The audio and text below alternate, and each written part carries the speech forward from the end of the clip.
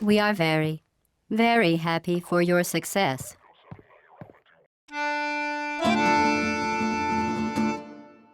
This is a demo map inspired by a question from a subscriber about random enemy spawns.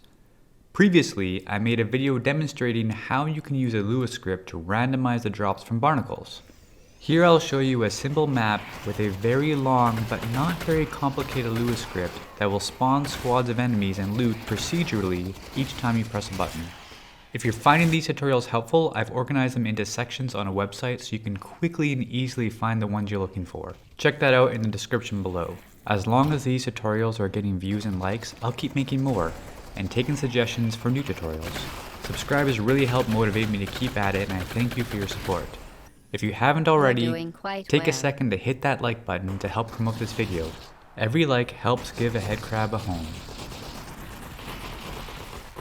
The map layout is very simple. There's a large room where enemy squads will spawn, and in the Lua scripts, I've set up some variables to specify the area enemies are allowed to spawn in to make sure they stay within that room.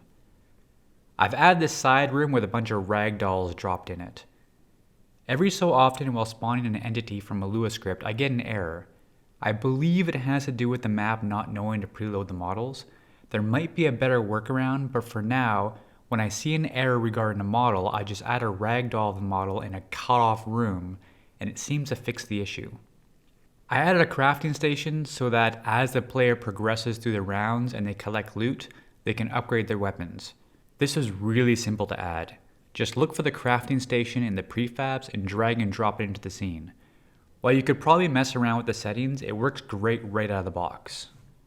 Now I have a door, and there are plenty of tutorials out there that demonstrate how to make a door, so I won't go into it here. The logic for the map is contained in a prefab button and a logic script.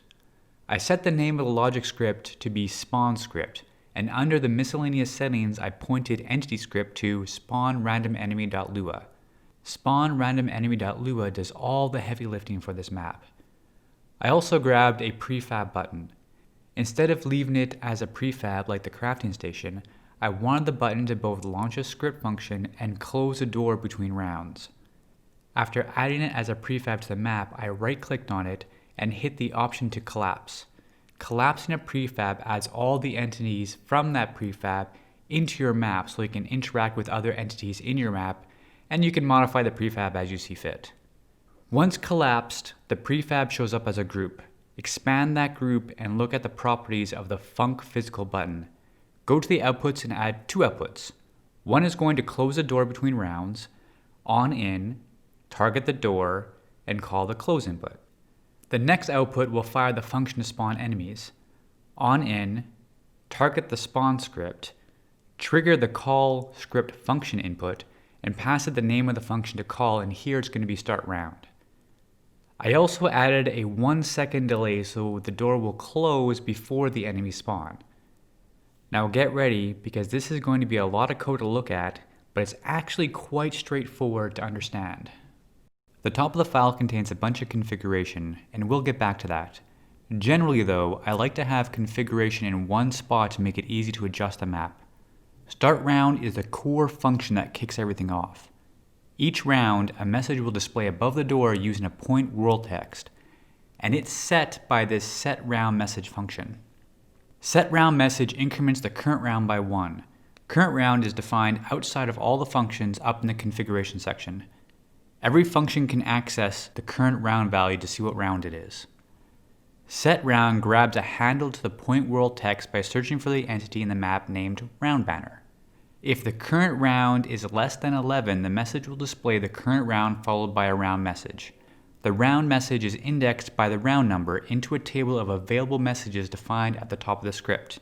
Here I have a round message table, and each of these messages can be referred to by their index starting at 1. Now this actually drives me a bit crazy because I expect structures like these to start at an index of 0.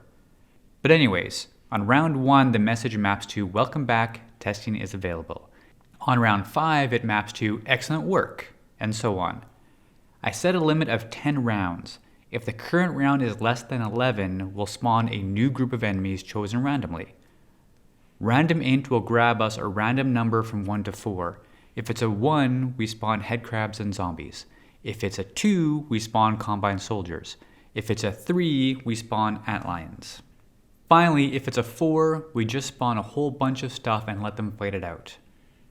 After we spawn enemies, we'll also spawn some loot to help the player along. Each squad's spawning method is pretty similar. This first one, spawn enemy combine, will choose a random number of enemies to spawn between 1 and the max combine squad value defined up here.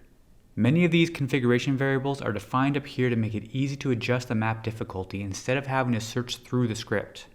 There are max squad sizes for all 3 squad types. Next, I have a for loop that will run from 1 to the randomly chosen maximum number of enemies to spawn. Here again, I use random int, this time to decide what kind of enemy to spawn. The function chooses between a grunt, a heavy, a suppressor, an officer, and a manhack. Notice here the odds of spawning a grunt or an officer are slightly higher. I achieve that by adding a second case for each when they spawn. For example, if the random entity is a 1 or a 2, you get a grunt. Now let's take a look at the enemy spawn function. All of these spawn functions are really similar. First, set some parameters, and you only have to set the ones you're going to override from the default ones. Most enemies spawn with a reasonable set of defaults. Here I just want to set the position the enemy will spawn as well as its squad name so it cooperates with its squad mates, and the model.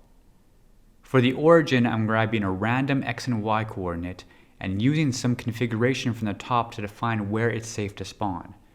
These spawn variables specify the boundary point of a square in the large room in the map. If I change the room layout, I can adjust these values so the enemies still spawn in valid locations. Now the ... here is how to glue together a series of strings. It is an easy way to create a string from a series of integers. It's basically like a plus sign in other languages for string concatenation. As long as you set the same squad name for the enemies, they'll work together against the player. Finally, the model is set to grunt. Spawn heavy is exactly the same, just with a different model. Use spawn entity from table synchronous to spawn the entity into the map with the class as the first argument and a list of parameters as a second. Arguably, we don't need a function for each enemy, but I find it helps if you want to customize their spawn flags or other properties later. Headcrabs are spawned almost exactly the same way, but instead of specifying the model, you only need to specify the class name. There's also a spawn battle function that will spawn all 3 squads, just for some additional chaos. The squads end up all fighting each other, and you could use AI relationships to make the enemies friendly with each other so that you just have a large squad of mixed enemies that attack the player. Check out some of my earlier tutorials on AI relationships if you want to try that. The last thing that start round does is spawn some loot for the player to help them survive from one round to the next. The function spawn gifts works a bit differently from spawning squads. First, we choose a random number of items to spawn, and max loot is set up in the configuration area. Next, we set a random location. The location they spawn is set to a corner of the room so that the player doesn't have to wander around the whole room to get their loot. Next, we choose the item to spawn with a random number stored in the entity variable. That random number gets the class of the loot from a table defined in the configuration section. This table contains all the loot that I would like to spawn. If the random number is a 1, you get energy gun clips. If the random number is a 3, you get shotgun ammo, and so on. You use the same spawn entity from table synchronous method to spawn the loot items. Now, while this Lua script seems a bit long, there's a lot of repeated code, so if you understand a handful of functions, you understand them all. You could probably cut down on the code quite a bit, but sometimes I like being verbose just so it's easy to follow and explain. The code for this tutorial is available on my GitHub page, and you can find that in the description below. I considered making this a member-only perk, but instead I'll just ask that if you decide to use the code, please consider subscribing and leaving a comment.